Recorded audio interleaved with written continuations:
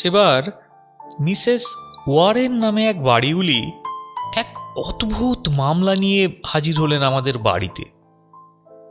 ভাড়া দেওয়ার পরের দিন থেকে 10 দিন ধরে তিনি ভাড়াটের মুখ দেখতে পারছেন না। লোকটা নাকি দরজা বন্ধ করে ঘরের ভেতর পায়চারি করছে, বাইরে বেরোচ্ছে না। তো হোমস ব্যস্ততার দোহাই দেখিয়ে সে প্রস্তাব নাকচ করে দিয়ে বললে, মিসেস ওয়ারেন, আমার সময়ের দাম আছে। আপনি খামোখা ভেবে মরছেন, আমাকেও ভাবাতে এসেছেন। গত বছর আমার এক ভাড়াটের ব্যাপার আপনি নিষ্পত্তি করে দিয়েছিলেন মিস্টার হোমস। তার নাম মিস্টার ফেয়ারডেল হোমস। তাই আশা করছি আপনি এবার আমাকেও সাহায্য করতে পারবেন। আরে, সে তো একটা সোজা কেস। কিন্তু আপনার প্রশংসায় তিনি এখনো পঞ্চমুখ।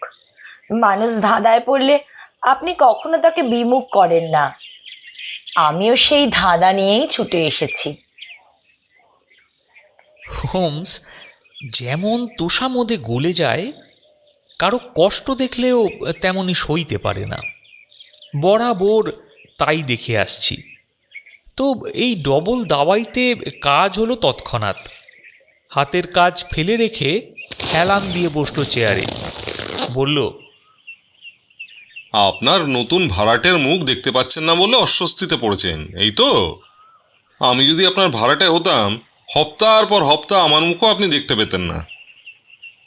সে আমি জানি মিস্টার হোমস, কিন্তু সকাল থেকে সন্ধে পর্যন্ত লোকটা ঘরের মধ্যে যদি সমানে পায়চারি করে অথচ একবারও মুখ না দেখায়, ভাবনা হয় না?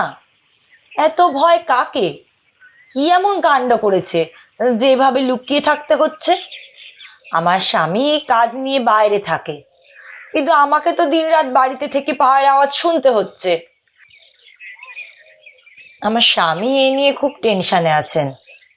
আমার অবস্থাও ভালো নয়।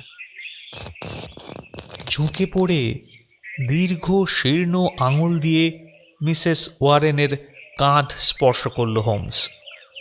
উদ্বিগ্ন মানুষকে শান্ত করার অদ্ভুত একটা সম্মোহনী শক্তি ওর আছে।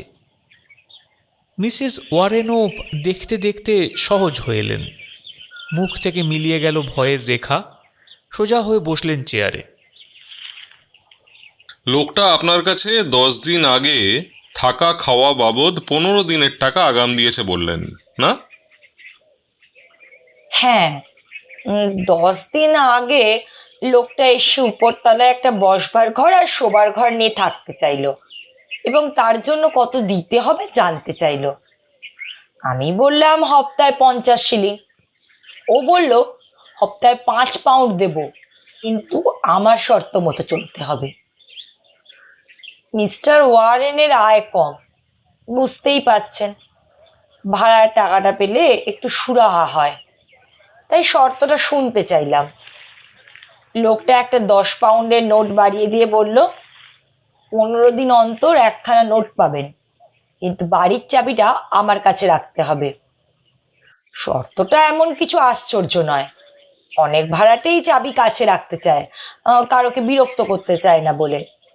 আমিও তাই আর আপত্তি করলাম না। তবে এখন এত আশ্চর্য হচ্ছেন কেন?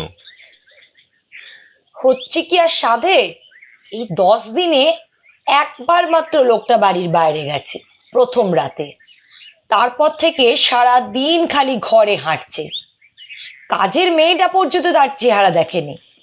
এই আবার কি কাণ্ড! প্রথম রাতে তাহলে বেরিয়েছিল? হ্যাঁ, ফিরেছিল মাঝরাতে। আগে থেকে বলে রেখেছিল বলে দরজায় খিল দেওয়া হয়নি। পায়ের আওয়াজ শুনে বুঝলাম ওপরে নিজের ঘরে গিয়ে ঢুকলো। খাবার দাবার পৌঁছয় কি করে?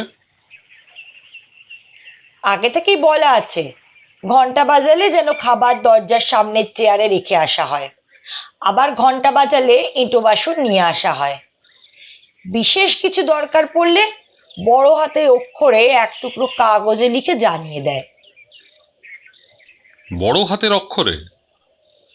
হ্যাঁ, পেন্সিলে লেখে, শুধু শব্দটা, তার বেশি নয়। এই যে কয়েকটা কাগজ এনেছি আপনাকে দেখানোর জন্য। এই দেখুন, সোপ, আর এই আর এটা হচ্ছে ম্যাচ। এইটা প্রথম দিন সকালে পেয়েছিলাম, ডেলি গ্যাজেট। প্রত্যেক দিন সকালে ব্রেকফাস্টের সঙ্গে কাগজটা পাঠিয়ে দিই। ভারী আশ্চর্য ব্যাপার তো। টানা হাতে লেখার একটা মানে বুঝি, কিন্তু বড় হাতের অক্ষর বসিয়ে লেখা তো একটা ঝামেলা। নিরিবিলিতে থাকার না হয় একটা কারণ থাকতে পারে, কিন্তু বড় হাতের অক্ষরে লেখার কারণটা তো বুঝছি না। এ তো বড় অস্বাভাবিক ব্যাপার। ওয়াটসন, কি বুঝছো? উম, হাতের লেখা লুকোতে চায় হয়তো।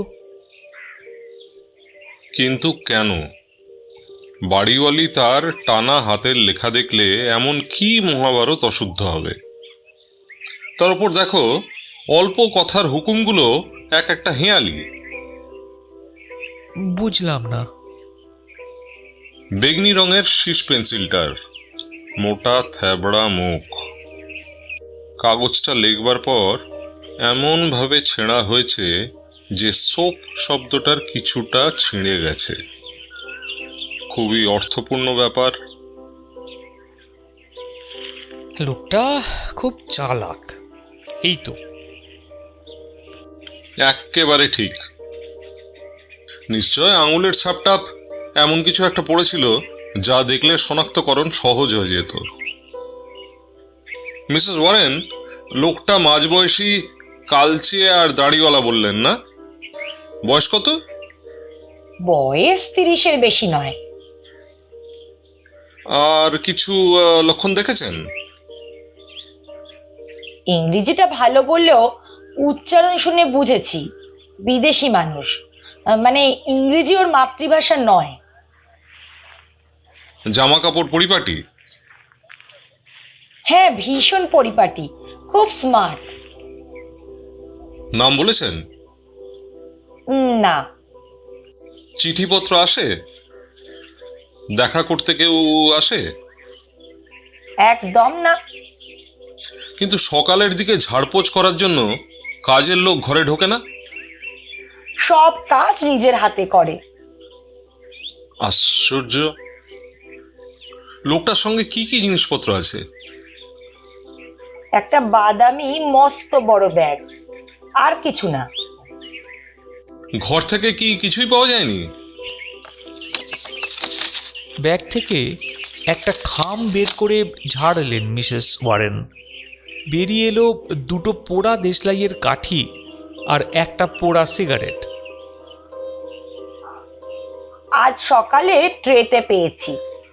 শুনেছি ছোটখাটো জিনিস দেখেও আপনি অনেক বড় ব্যাপার ধরতে পারেন, তাই নিয়ে এলাম দেখানোর জন্য।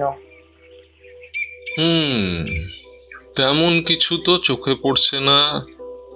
কাঠিগুলো অল্পই পুড়েছে, তার মানে সিগারেট ধরানো হয়েছে। পাইপ বা চুরুট ধরাতে গেলে অর্ধেক কাঠি পুড়ে যায়। কিন্তু এ আবার কি ব্যাপার? ভারী আশ্চর্য তো। পোড়া সিগারেটটা দেখছো ওয়াটসন? মিসেস ওয়ারেন, লোকটার দাড়ি গোঁফ আছে বললেন না? হ্যাঁ, সেরকমই তো দেখেছি। সব গুলিয়ে যাচ্ছে যে। সিগারেটের শেষ পর্যন্ত টানা হয়েছে, গোঁফ তো পুড়ে যাওয়ার কথা। আরে ওয়াটসন, তোমার এমন ছোট্ট গোঁফেও ছ্যাঁকা লাগতো এইভাবে সিগারেটের শেষ পর্যন্ত ঠোঁটে রেখে দিলে। এভাবে সিগারেট খেতে পারে যার দাড়ি গোঁফ কামানো। সিগারেট হোল্ডারে লাগিয়েছিল বোধহয়। না, পিছনে থুতু লেগে রয়েছে। মিসেস ওয়ারেন, ঘরে দুজন লোক নেই তো? সেটা হতে পারে না। লোকটা এমনিতেই এত কম খায় যে বলবার নয়। সেই খাবারে কোনো মতেই দুজন লোকের চলবে না। তাহলে আরো দুদিন অপেক্ষা করা যাক। আপনারা তো ব্যস্ত হওয়ারও দরকার নেই। আগাম টাকা পেয়েছেন, ভাড়াটে হিসেবেও লোকটা খুব খারাপ নয়, একটু সৃষ্টি ছাড়া হলেও বদ নয়। যতক্ষণ না তাকে কোনো কারণে অপরাধী বলে মনে হচ্ছে ততক্ষণ তাকে বিরক্ত করতে চাই না। তবে কেসটা হাতে রাখলাম, নতুন কিছু ঘটলেই এসে বলবেন। আশ্বাস পেয়ে মিসেস ওয়ারেন বিদায় নিলেন। হোমস বললে, ওয়াটসন, কেসটা ইন্টারেস্টিং। হয় কারো নিছক বাতিক, না হয় গভীর ব্যাপার। এই মুহূর্তে আমার মনে হচ্ছে ঘরে অন্য কেউ থাকে, ঘর ভাড়া যে নিয়েছে সে নয়। কেন এরকম মনে হলো? সিগারেটের ব্যাপারটা ছাড়াও অনেক ব্যাপার রয়েছে যে। লোকটা ঘর ভাড়া নিয়েই বেরিয়ে গেল, ফিরল অনেক রাতে, যখন কেউ নেই, কেউ তাকে দেখল না। যে লোক বেরিয়ে গেল সেই লোকই যে ফিরে এলো তার কি প্রমাণ? নিশ্চয় তার বদলে এলো একজন। প্রথমজন ভালো ইংরেজি বলে, দ্বিতীয়জন ইংরেজিতে কাঁচা বলেই ম্যাচেস না লিখে ম্যাচ লেখে। কেন জানো? ম্যাচ শব্দটা ডিকশনারি দেখে লিখেছে বলে। ডিকশনারিতে শব্দটার বিশেষ্য আছে, বহুবচন নেই। কাটছাট কথায় হুকুম চালানোর কারণটাই হলো ইংরেজি ভাষায় দখল নেই। এইসব কারণেই আমার দৃঢ় বিশ্বাস ভাড়াটে পাল্টে গিয়েছে মিসেস ওয়ারেনের বাড়িতে। কিন্তু তাদের উদ্দেশ্যটা কি? সমস্যা তো সেইটাই। তদন্ত চালানোর লাইন এখন একটাই। বলতে বলতে তাক থেকে ইয়া মোটা একটা জাবদা খাতা নামালো হোমস। নানান কাগজ থেকে হারানো প্রাপ্তি নিরুদ্দেশের অদ্ভুত সব খবর কেটে নিয়ে দিনের পর দিন খাতায় সেঁটে রাখা ওর বরাবরের অভ্যেস। একটার পর একটা খবর পড়ে টিপ্পনি কেটে চলল হোমস। একটু পরেই চোখ আটকে গেল একটা খবরে। বলল, ওয়াটসন, মনে হচ্ছে এই খবরই খুঁজছি। শোনো, ধৈর্য ধরো, যোগাযোগের কোনো উপায় বার করবই, ততদিন এইখানে চোখ রেখো। জি। রহস্যজনক ভাড়াটে মিসেস ওয়ারেনের বাড়িতে ওঠার 2 দিন পরের বিজ্ঞাপন। লোকটা তাহলে ইংরেজি ভালো লিখতে না পারলেও পড়তে পারে। 3 দিন পরে দেখো আবার একটা বিজ্ঞাপন। কাজের ব্যবস্থা হচ্ছে, ধৈর্য ধরো, মেঘ কেটে যাবে। জি। 7 দিন আর খবর নেই। তারপর এই বিজ্ঞাপনটা দেখছি অনেক স্পষ্ট। রাস্তা পরিষ্কার হচ্ছে, সুযোগ পেলে, সংযোগ পেলে সংকেত করব। নিশানা সংকেত মনে রেখো, একটা এ, 2টো বি ইত্যাদি। শিগগিরই খবর দেবো। জি। এটা হলো গতকালের কাগজের বিজ্ঞাপন, আজ আর কোনো বিজ্ঞাপন নেই। ওয়াটসন, এবার একটু ধৈর্য ধরলেই ব্যাপারটা অনেকটা বোঝা যাবে।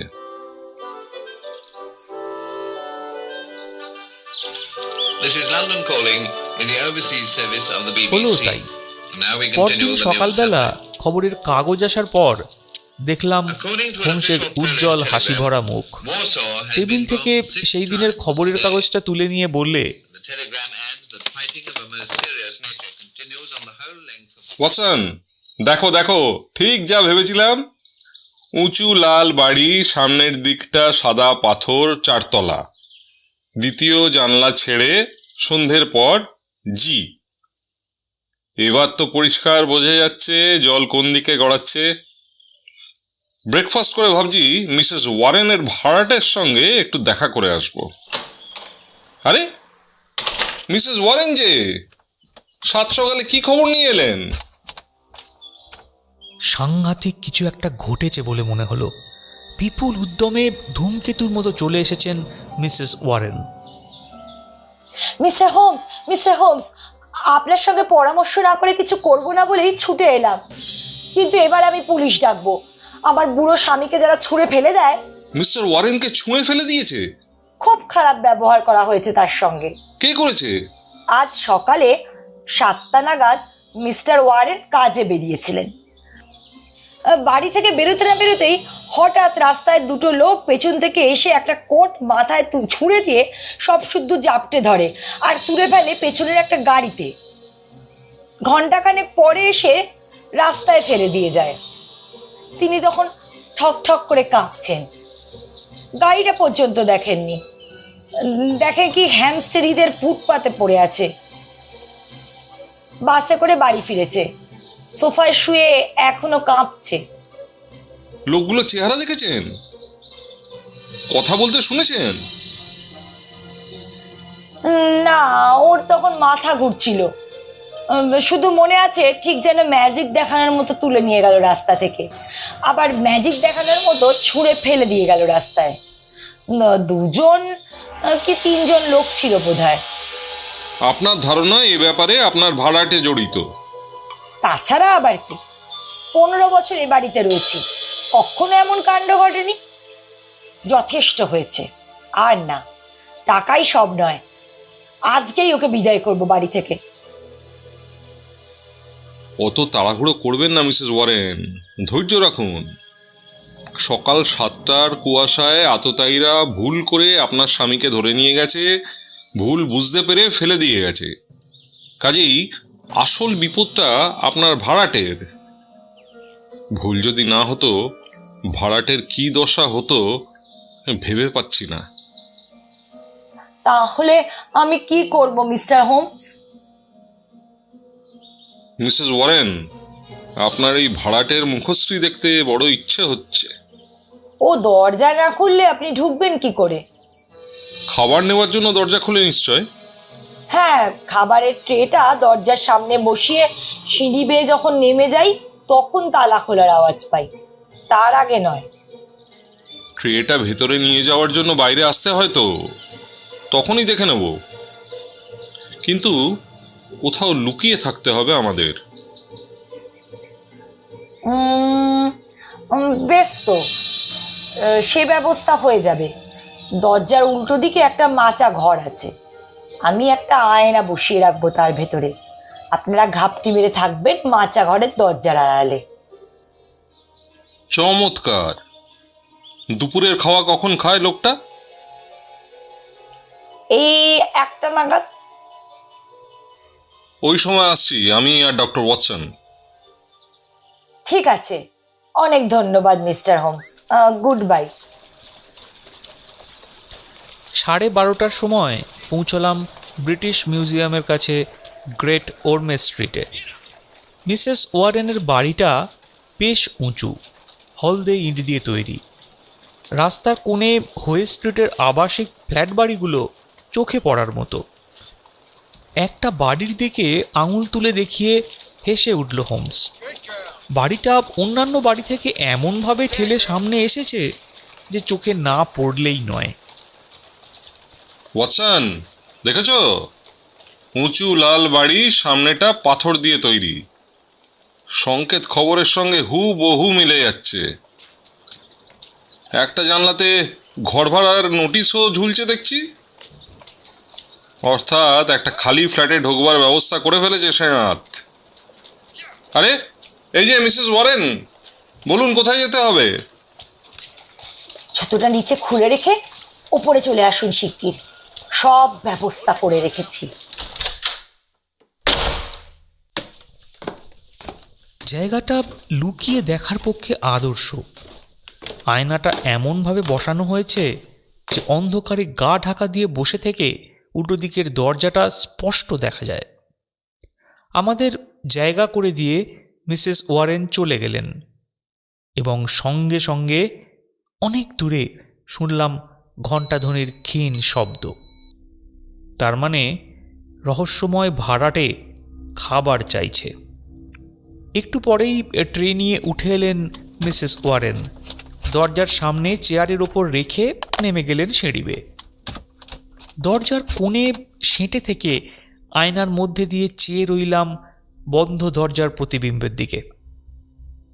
হঠাৎ শোনা গেল চাবি ঘোরানোর ক্যাঁচ ক্যাঁচ শব্দ। ঘুরে গেল হাতল, ঈষৎ ফাঁক হলো পাল্লা, এবং এক জোড়া সরু হাত ঝপ করে চেয়ার থেকে তুলে নিয়ে গেল ট্রেটা। এক মুহূর্ত পরেই খালি ট্রেটা বসিয়ে দেওয়া হলো চেয়ারে, এবং অল্পক্ষণের জন্য দেখলাম দরজার ফাঁক দিয়ে একটা সুন্দর কালচে ভয়ার্ত মুখ কটমট করে চেয়ে আছে মাসাঘরের অল্প ফাঁক করা দরজার দিকে। পর মুহূর্তেই দড়াম করে বন্ধ হয়ে গেল দরজা, ঘুরে গেল চাবি, এবং নিস্তব্ধ হলো বাড়ি। আমার গা টিপে দিয়ে মাচা ঘর ছেড়ে বেরিয়ে এলো হোমস, পিছনে আমি। নিচে নেমে গিয়ে মিসেস ওয়ারেনকে বললে, গুড বাই মিসেস ওয়ারেন, আমার কাজ হয়ে গেছে, রাত্রে আসবো। এসো ওয়াটসন, বাড়ি গিয়ে কেসটা নিয়ে কথা হবে। Good bye gents. বেকার স্ট্রিটে ফিরলাম। ইজি চেয়ারে বসে হোমস বলল, ওয়াটসন, আমার অনুমানই ঠিক, ভাড়াটে বদল হয়েছে বাড়িটায়। কিন্তু বদলি ভাড়াটে যে একজন মহিলা এবং নিতান্ত সাধারণ মহিলা নয়, সেটা আগে আঁচ করতে পারিনি। মহিলাটি কিন্তু আমাদের দেখেছে। আমাদের দেখেছে কিনা বলতে পারবো না, তবে আঁতকে ওঠার মতো কিছু একটা দেখেছে। ব্যাপারটা এবার বুঝেছ? সাংঘাতিক কোনো বিপদের ভয়ে লন্ডনে পালিয়ে এসেছে একটি দম্পতি। স্বামীটার অন্য কাজ আছে, দিনরাত বউকে আগলানো সম্ভব নয়, তাই তাকে নিজের জন্য ঘর ভাড়া করে লুকিয়ে রেখে দিলে। এমনভাবে রাখলো যে বাড়িওয়ালি পর্যন্ত জানল না কে রয়েছে বাড়িতে। দেখা সাক্ষাৎ সম্ভব নয়, শত্রুরা পিছু নিয়ে বউকে ধরে ফেলতে পারে, সোজাসুজি চিঠি লেখাও সম্ভব নয়। তাই খবরের কাগজের হারানো প্রাপ্তি নিরুদ্দেশ কলম মারফত খবর পাঠানো শুরু করলো হুঁশিয়ার স্বামীটি। স্ত্রীটি মেয়েলি হাতের লেখা গোপন করার জন্য কাগজের টুকরোয় বড় হাতের অক্ষরে চাহিদা লিখে রেখে দিতে লাগলো বাইরের চেয়ারে। কিন্তু এত লুকোচুরি কিসের জন্য? ওয়াটসন, তুমি চিরকালই বড় কাঠখোট্টা ভাবে প্র্যাকটিক্যাল, একদম আসল পয়েন্টে চলে এসেছো। ঠিক কথা, এত লুকোচুরি কিসের জন্য? প্রাণ বাঁচানোর জন্য নিশ্চয়। সেই জন্যই ভুল করে মিস্টার ওয়ারেনের ওপর হামলা করা হয়েছে। কিন্তু মজা হচ্ছে এই যে মিস্টার ওয়ারেনকে যারা ধরে নিয়ে গিয়েছিল তারা নিজেরাও কিন্তু এখনো জানে না ভাড়াটে বদল হয়ে গিয়েছে ভদ্রলোকের বাড়িতে। ভারী জটিল, ভারী অদ্ভুত কেস। কিন্তু এই কেসে আর এগিয়ে তোমার কি লাভ? এলিমেন্টারি ওয়াটসন, ডাক্তারি শেখবার পর নতুন কেস পেলেই হুমড়ি খেয়ে পড়তে কি দক্ষিণার আশায়? মোটেই না, শেখবার জন্য। আমিও এই কেসে লেগে থাকতে চাই শেখবার জন্য। যশ চাই না, অর্থ চাই না, শুধু চাই শিখতে। এই কেসে শেখবার মতো অনেক কিছু আছে। সন্ধে হলো, দুই বন্ধু হাজির হলাম মিসেস ওয়ারেনের বাড়িতে। অন্ধকার বসবার ঘরে বসে দেখলাম অনেক উঁচুতে উপরতলার ফ্ল্যাট বাড়ির জানলায় টিম টিম করে জ্বলছে একটা আলো। সারশিতে মুখ চেপে ফিসফিস করে হোমস বললে, ঘরে একজন পুরুষ রয়েছে, ছায়া দেখতে পাচ্ছি। ওই তো, আবার দেখা যাচ্ছে। হাতে একটা মোমবাতি রয়েছে। জানলা দিয়ে দেখছে এ বাড়ির ওপরতলায় ভদ্রমহিলা ওদিকে তাকিয়ে আছে কি না। এবার আলো নিশানা শুরু করেছে। ওয়াটসন, মেসেজটা তুমিও লেখো, দুজনে মিলিয়ে দেখবো পরে। একটা ফ্ল্যাশ, মানে এ। আবার ফ্ল্যাশ হচ্ছে। কতবার গুনলে? 20 বার। তার মানে টি। এ টি মানে বুঝলাম না। আরেকটা টি, দ্বিতীয় শব্দ শুরু হচ্ছে নিশ্চয়, লেখা টেন্টা। বাস, আর ফ্ল্যাশ নেই। কি বুঝলে ওয়াটসন? অ্যাটেন্টা শব্দের কোনো মানে হয়? আবার শুরু হয়েছে ফ্ল্যাশ। আরে আরে, একই শব্দ আবার ফ্ল্যাশ করছে, অ্যাটেন্টা। ওয়াটসন, এই তো দেখছি ভারী অদ্ভুত ব্যাপার। ওই দেখো, ওই দেখো, আবার সেই একই শব্দ, অ্যাটেন্টা। পর পর 3 বার অ্যাটেন্টা। আর কবার অ্যাটেন্টা বলবে বুঝছি না। সরে গেল জানলা থেকে ওয়াটসন। কি বুঝলে বলো তো? সাংকেতিক খবর। হঠাৎ মানেটা মাথায় এসে গেল হোমসের। হেসে উঠলে খুক খুক করে বলল, খুব একটা জটিল সংকেত নয়, ইটালিয়ান শব্দ। সাবধান সাবধান সাবধান, বুঝলে? ঠিকই ধরেছ মনে হচ্ছে। খুব সাংঘাতিক কিছু ঘটতে চলেছে বলেই পরপর 3 বার হুঁশিয়ার করা হলো ভদ্রমহিলাকে। আরে, লোকটা দেখছি আবার জানলা এসছে। ঝুঁকে পড়ে জানলার সামনে এসে দাঁড়িয়েছে একটি ছায়া মূর্তি। শিখা নেড়ে নেড়ে দ্রুত নিশানা করছে এ বাড়ির মেয়েটিকে। খুব দ্রুত মোমবাতি নাড়ছে, লিখতেও সময় পাচ্ছি না। পেরিকোলো পেরিকোলো, সেটা আবার কি ওয়াটসন? বিপদ বিপদ, তাই না? আরে হ্যাঁ, এ তো বিপদের সংকেত। আবার শুরু হয়েছে পেরি। আরে যাহ, আলো নিভে গেল কেন? আচমকা অন্ধকার হয়ে গেল আলোকিত জানলা। লেখাটা যেন বন্ধ করে দেয়া হলো মাঝপথে। জানলার সামনে থেকে লাফ দিয়ে নেমে এলো হোমস। ওয়াটসন, আর তো চুপচাপ এই জিনিস দেখা যায় না। সাংঘাতিক কিছু একটা ঘটেছে ওই ঘরে, নইলে আলোর সংকেত মাঝপথে বন্ধ হয়ে গেল কেন? চলো স্কটল্যান্ড ইয়ার্ডে যাই, তার আগে নিজের চোখে দেখব কি ঘটেছে ও ঘরে। বেরিয়ে এলাম রাস্তায়। ঘাড় ফিরিয়ে দেখলাম মিসেস ওয়ারেনের বাড়ির ওপরতলার জানলায় একটি মেয়ের মুখ কাঠ হয়ে নিরুদ্ধ নিঃশ্বাসে আচমকা বন্ধ হয়ে যাওয়া আলোকবার্তা আবার দেখবার আশায় তাকিয়ে আছে সামনের বাড়ির দিকে। হোই স্ট্রিটের ফ্ল্যাট বাড়ির দরজার সামনে আসতেই হ্যাট কোট পরা ছায়ামূর্তিকে দেখতে পেলাম। হোমসকে দেখেই সে বলে উঠল, আরে হোমস যে! গ্রেগসন নাকি? তুমি কি মনে করে? আগে বলুন, আপনি কি মনে করে? হ্যাঁ, কি ধান্দায়? আমি দেখেছিলাম জানলায় আলোর সংকেত। সংকেত? ওই জানলাটায় আলো নেড়ে খবর পাঠানো হচ্ছিল এতক্ষণ, হঠাৎ থেমে গেল, তাই দেখতে যাচ্ছিলাম ব্যাপারটা। কিন্তু তুমি যখন স্বয়ং হাজির। দাঁড়ান দাঁড়ান, আপনি পাশে থাকলে মনে দারুণ একটা বল পাই, বুঝলেন?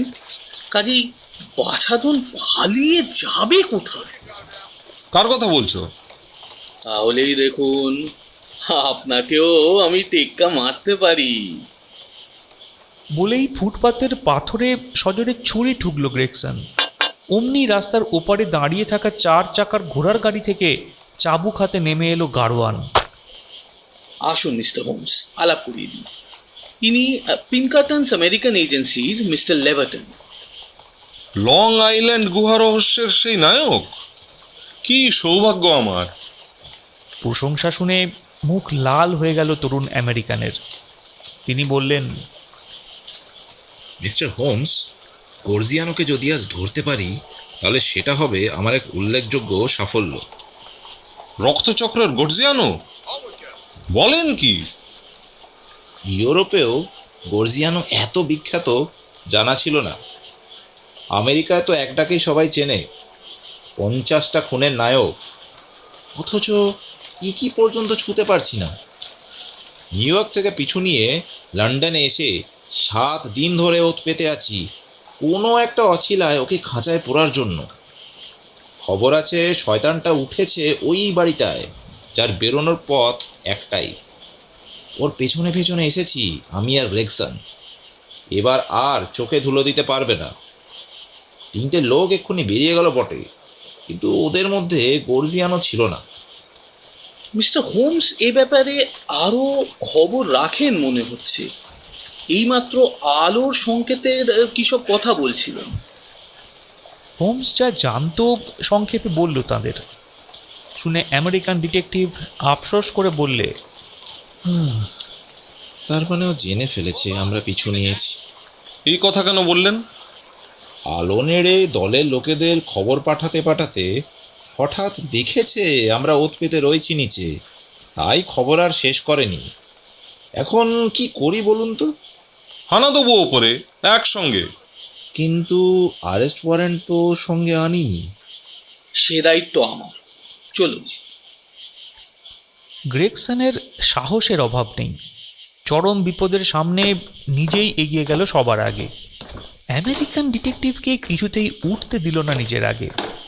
লন্ডনে বিপদের মোকাবিলা করুক লন্ডন ডিটেকটিভ, আমেরিকানকে সে সুযোগ দিতে সে রাজি নয়।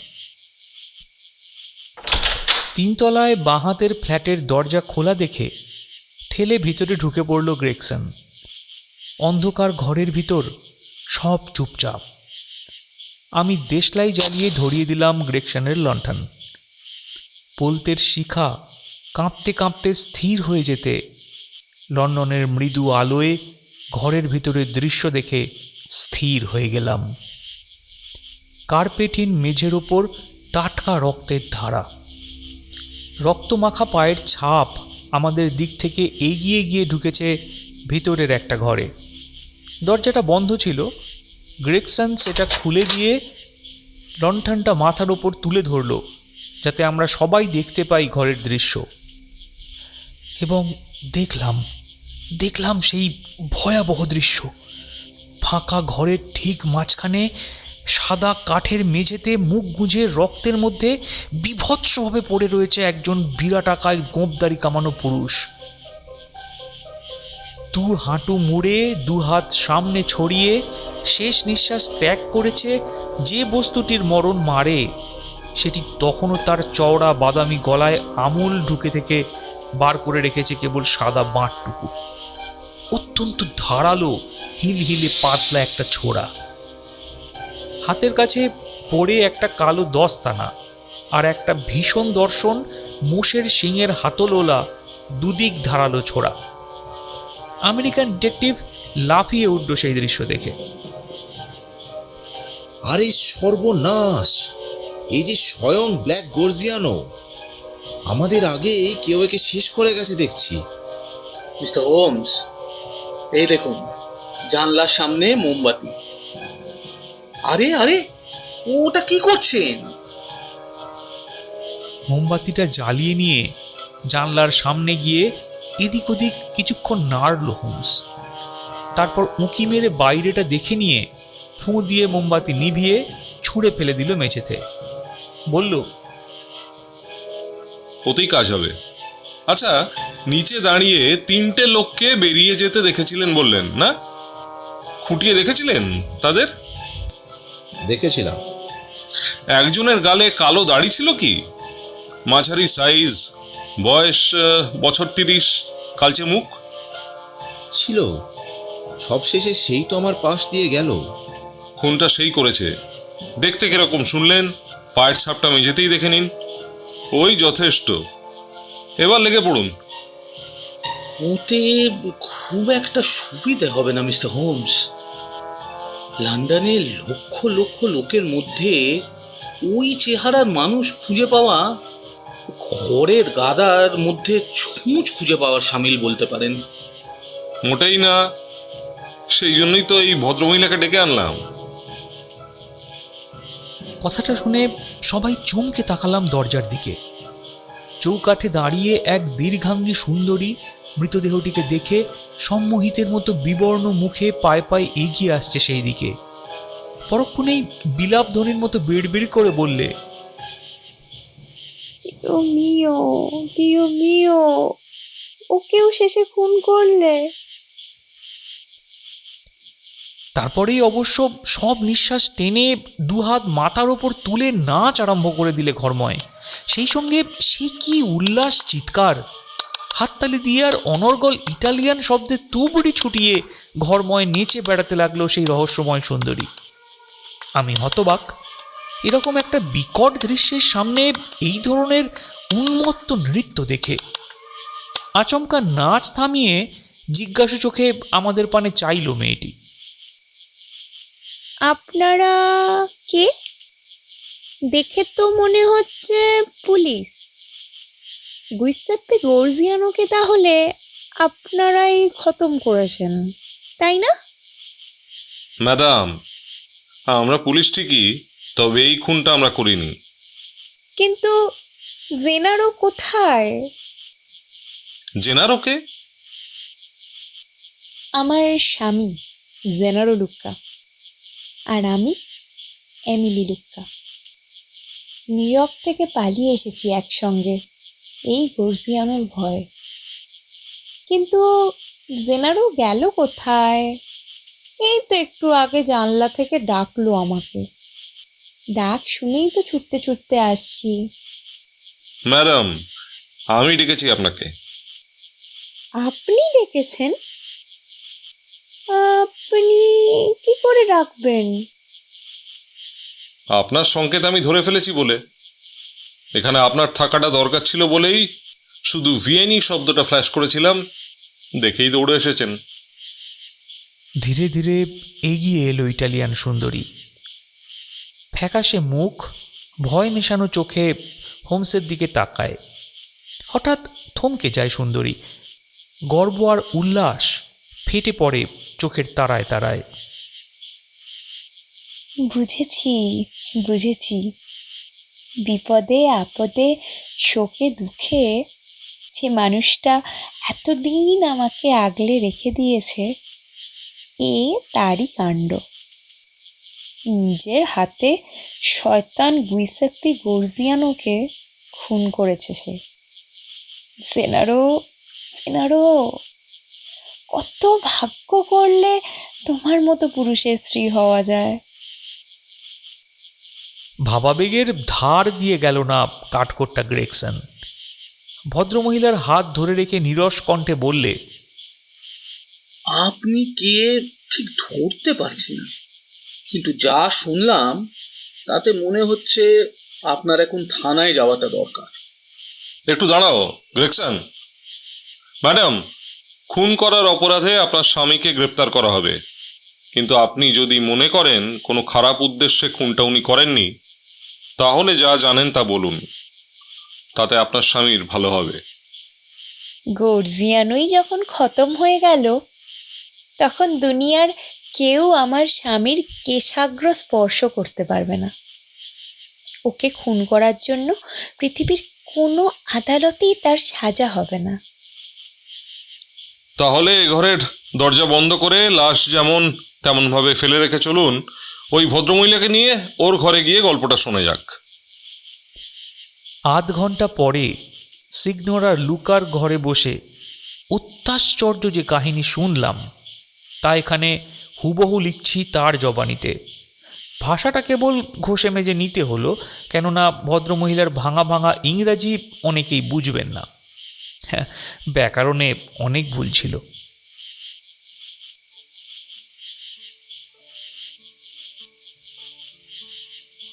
নেপলসের কাছে পসিলিপ্পোতে আমার জন্ম। আমার বাবা অগাস্টাস বেরিলি ওখানকার উকিল। জেনারো তার চাকরি করত। ওর রূপ ছিল, প্রাণশক্তি ছিল, কিন্তু টাকা ছিল না, সামাজিক প্রতিষ্ঠা ছিল না। আমি ভালোবাসলাম ওর যা ছিল তার জন্যে, কিন্তু বাবা বিয়েতে রাজি হলেন না ওর যা নেই তার জন্যে। দুজনে তখন পালিয়ে গেলাম। গয়নাগাটি বেচে সেই টাকায় 4 বছর আগে আমেরিকায় গিয়ে সুখের সংসার পাতলাম। বিয়ে করেছিলাম আগেই প্যারিসে। প্রথম থেকেই কপাল খুলে গেল আমাদের, ক্যাস্টালট্রি অ্যান্ড জাম্বিয়া কোম্পানির ক্ষমতাশালী অংশীদার টিটো ক্যাস্টালট্রিকে একবার কিছু পুন্ডা বদমাশের খপ্পর থেকে বাঁচায় আমার স্বামী। ক্যাস্টালট্রি নিজেও ইটালিয়ান, বিয়ে থা করেননি। কোম্পানির একমাত্র কার্যক্ষম অংশীদার বলতে তিনি। জাম্বিয়া বিছানা ছেড়ে নড়তে পারতেন না। উপকার ভুলতে না পেরে আমার স্বামীকে ক্যাস্টালট্রি নিজের ফার্মে বড় চাকরি দিলেন, ব্রুকলিনে নিজের বাড়িতে থাকতে দিলেন, নিজের ছেলের মতো ওকে দেখতে লাগলেন এবং বেশ বুঝলাম ওর সব সম্পত্তি শেষ পর্যন্ত আমাদের লিখে দেবেন। এরপরেই কপাল পড়ল আমাদের। একদিন কাজ থেকে জেনারো বাড়ি ফিরল দানবের মতো বিরাট একটা লোককে সঙ্গে নিয়ে। পসিলিপ্পর মানুষ সে, নাম গর্জিয়ান। সব কিছুই তার দানবিক। কথা বললে মনে হয় বাজ ডাকছে, হাত পা নাড়লে মনে হয় গদা ঘোরাচ্ছে। এরকম কিম্ভূত কিমাকার কদাকার বুক কাঁপানো হাড় বজ্জাত মানুষ আমি আর দেখিনি। লাশটা আপনারাও দেখেছেন, বাড়িয়ে যে বলছি না নিশ্চয়ই বুঝছেন। কিন্তু রাক্ষসটার কথার মধ্যে যেন জাদু ছিল। ঠায় বসে শুনতে হতো, ওঠা যেত না। এক লহমার মধ্যেই মনে হতো যেন হাতের মুঠোয় এনে ফেলেছে। প্রাণটা নির্ভর করছে তার খেয়াল খুশির ওপর। জেনারো কাঠ হয়ে বসে তার বকবকানি শুনত। লোকটা ঘন ঘন আসতো। মুখ দেখে বুঝতাম আমার মতোই জেনারো তাকে দুচক্ষে দেখতে পারে না। তবুও চুপ করে বসে কখনো রাজনীতি, কখনো সমাজবাদ, কখনো ছাইপাশ বক্তৃতা শুনত। প্রথম প্রথম ভাবতাম বুঝি জেনারো ওকে মন থেকে ঘৃণা করে। তারপর ওর মুখের চেহারা দেখে আসল কারণটা ধরতে পারলাম। জেনারো ওকে সাংঘাতিক ভয় করে। একটা চাপা গোপন মারাত্মক আতঙ্কে ভেতরে ভেতরে তাই সিটিয়ে আছে। সেই রাত্রেই ওকে দুহাতে ধরে বললাম, সত্যি যদি সে আমাকে ভালোবাসে তাহলে বলতে হবে গর্জিয়ানোকে তার এত ভয় কেন। জেনারো তখন সব খুলে বলল। শুনে ভয়ে হিম হয়ে গেলাম আমি। একটা সময় এসেছিল জেনারোর জীবনে যখন সংসারে তার বন্ধু বলতে কেউ ছিল না। নিজের প্রচণ্ডতায় দাপাদাপি করে বেরিয়েছে সমাজে। তখন সেই আতপাগল অবস্থায় হিতাহিত জ্ঞান হারিয়ে নিউপলিটন সোসাইটিতে নাম লেখায়। এই হলো গিয়ে কুখ্যাত সেই রেড সার্কেল, রক্তচক্র সমিতি। এই সমিতিতে শপথ নিয়ে যে ঢোকে, জীবন নিয়ে সে আর বেরোতে পারে না। আমেরিকায় পালিয়ে এসে জেনারো ভেবেছিল বুঝি বেঁচে গেল, কিন্তু গর্জিয়ানোও ইটালিয়ান পুলিশের ভয়ে আমেরিকায় পালিয়ে এসে সমিতির একটা শাখা খুলল সেখানে। তারপর একদিন রাস্তায় জেনারো দেখল সেই সাক্ষাৎ মৃত্যুকে, নিয়ে এলো আমাদের বাড়িতে। এখানেও একটা গুপ্তচক্র প্রতিষ্ঠা করতে চলেছে। সমন ধরেছে জেনারোকে, বিশেষ দিনে প্রতিষ্ঠিত হবে রেড সার্কেলের নতুন শাখার, মানে নতুন করে আরম্ভ হবে রক্তারক্তি কাণ্ড। কিন্তু এর চাইতেও বড় বিপদের তখনও বাকি। লক্ষ্য করেছিলাম সন্ধ্যের দিকে বাড়ি এসে জেনারোর সঙ্গে ফালতু কথা বলে গেলেও গর্জিয়ানোর রাক্ষুসে চোখের দৃষ্টি থাকতো আমার দিকে। একদিন যা হবার তা হয়ে গেল। জেনারো বাড়ি ফেরার আগেই গর্জিয়ানো বাড়ি এলো। আমাকে কোণঠাসা করে বললে ওর সঙ্গে পালিয়ে যেতে। ঠিক সেই সময় জেনারো ঢুকলো ঘরে। প্রচণ্ড রাগে পাগল হয়ে গিয়ে মারতে মারতে গর্জিয়ানোকে বার করে দিলে বাড়ি থেকে। সেই থেকে শয়তান আর বাড়ি ঢোকেনি। কদিন পরেই মিটিং হলো রেড সার্কেলের। মুখ অন্ধকার করে বাড়ি ফিরল জেনারো। সর্বনাশ হয়েছে, আমাদের পরম হিতৈষী ক্যাস্টালট্রিকে বাড়ি শুদ্ধ ডিনামাইট মেরে উড়িয়ে দেওয়ার ভার পড়েছে জেনারোর ওপর। পুরোটাই একটা ঘোর ষড়যন্ত্র। চালাকিটা গর্জিয়ানোর। রেড সার্কেলের নিয়ম হলো সমিতির তহবিলে টাকা তোলার জন্য ধনী ইটালিয়ানদের দহন করা। প্রথমেই ক্যাস্টালট্রিকে ধরা হয়। তিনি 1 পয়সা দিতে রাজি হননি, উল্টে পুলিশকে খবর দিয়েছেন। সমিতি তাই ঠিক করেছে, এমন শিক্ষা তাকে দেওয়া হবে যে অন্য ইটালিয়ানরা সুরসুর করে টাকা বের করে দেবে। লটারি হলো কোন মূর্তিমানের ওপর ভারটা পড়বে ঠিক করার জন্য। কি কায়দায় জানা নেই, থলির মধ্যে থেকে গর্জিয়ানো টেনে বার করলো জেনারোর নাম লেখা রক্তচক্রর চাকতি। মুখে তার শয়তানের হাসি। দেখেই বুঝলো জেনারো কি চায় গর্জিয়ানো। এটা তার পুরনো কায়দা। কাউকে দল থেকে এবং পৃথিবী থেকে জন্মের মতো সরিয়ে দিতে হলে এই কৌশল করে। নিজের প্রিয়জনকে মারবার ভার দেয়, না পারলে দলকে লেলিয়ে দেয় তার পেছনে। সারা রাত আতঙ্কে কাঠ হয়ে বসে রইলাম দুজনে। পরের দিন সন্ধে নাগাদ ডিনামাইট দিয়ে ক্যাস্টালট্রিকে বাড়ি সমেত উড়িয়ে দেওয়ার সময় ধার্য হয়েছে। কিন্তু দুপুরেই লন্ডন রওনা দিলাম দুজনে। যাওয়ার আগে ক্যাস্টালট্রিকে আসন্ন বিপদ সম্বন্ধে সাবধান করে এলাম। পুলিশকেও খবর দেওয়া হলো যাতে ভবিষ্যতে তার গায়ে আঁচ না লাগে। তারপর কি হয়েছে আপনারা জানেন। প্রতিহিংসা পাগল গর্জিয়ানোর তাড়া খেয়ে এখানেও লুকিয়ে থেকেছি। কিন্তু জেনা তৈরি হয়েই ছিল শত্রু নিধনের জন্য। কাজ শেষ করে চলে গেছে। এখন আপনারাই বলুন, কাঠগড়ায় উঠবার মতো অপরাধ জেনারো করেছে কিনা। নিউ ইয়র্কে কিন্তু মাথায় তুলে নাচা হতো জেনারোকে নিয়ে।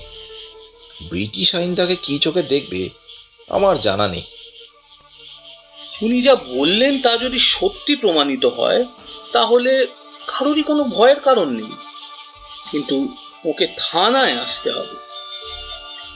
একটা ব্যাপার কিন্তু কিছুতেই মাথায় ঢুকছে না। এ ব্যাপারে আপনি কি করে জড়িয়ে পড়লেন মিস্টার হোমস? শেখবার জন্য। আমি আবার পুরনো পাঠশালার ছাত্র কিনা, শিক্ষার শেষ দেখতে পাই না। ওহে ওয়াটসন, তোমারও একটা শিক্ষা হলো। কিম্ভূত কিমাকার শব্দটার মানে যে ট্র্যাজেডিও হতে পারে তা জানলে। এখনো 8টা বাজেনি। কভেন্ট গার্ডেনে গিয়ে বাজনা শোনা যাক। চটপট পা চালাও।